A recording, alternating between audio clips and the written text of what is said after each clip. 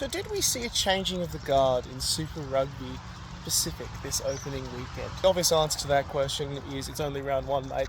But if you had told me that the Highlanders would be knocking off the current champions in the opening round in the South Island Derby, I would have gone, no way. But lo and behold, they did. Granted, the Crusaders are missing a few people, but I genuinely believe that the Highlanders, they've got something. They do have something going on. They've been building that side for a huge period of time.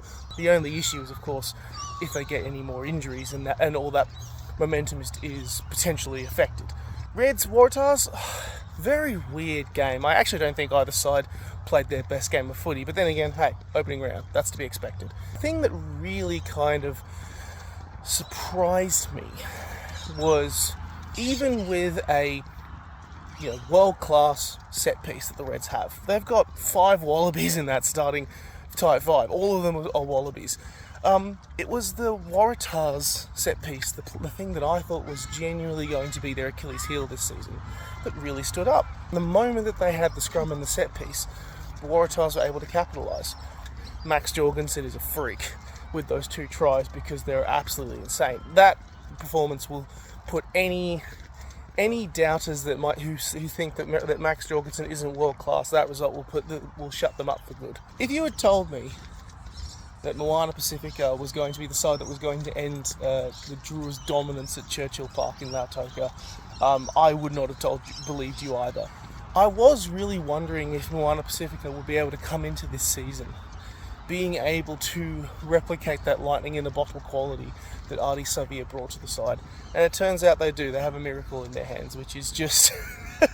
There's 2 things that I'm really worried about with the Drua. One is, their discipline has so many questions that need to be answered. You can't win games with ill discipline. You can try and play aggressive, but controlled aggression is what really good sides are able to do. They're able to manage that balance. And secondly, if you lose 2 or 3 tries in the first little period and you have to fight your way back into the game. I mean, I'm talking from experience here as someone who had to watch the Wallabies last year. It's not the best way to play rugby. Chasing the game is a very hard thing to do. So Drua have their work cut out trying to figure things out, and if they're starting to lose like that at home, Blues Chiefs, this was the game that I was expecting to be probably the closest one of the round, and lo and behold it was. I mean, put aside the Tupavai try, I will actually mention here that aside from that error, I actually thought that the new laws worked really, really well. It made the games more fun. Less involvement of the TMO, amazing. The use it call at the ruck, fantastic. There's positives for both sides to take in that result, and it shows as well that the Chiefs are still going to be competitive even with a new coach and coaching staff. I mean, I did not pick the Brumbies to win by 50-something points in the West. God, no.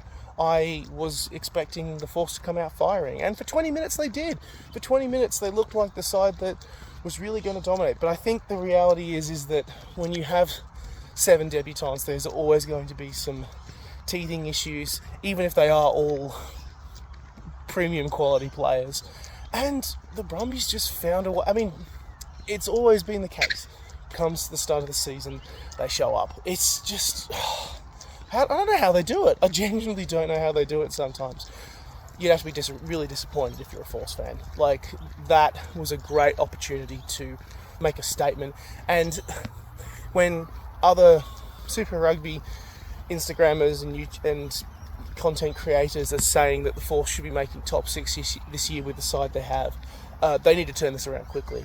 Did I see some of those results coming? Hell no, but maybe that's the sign of things to come in Super Rugby Pacific this year.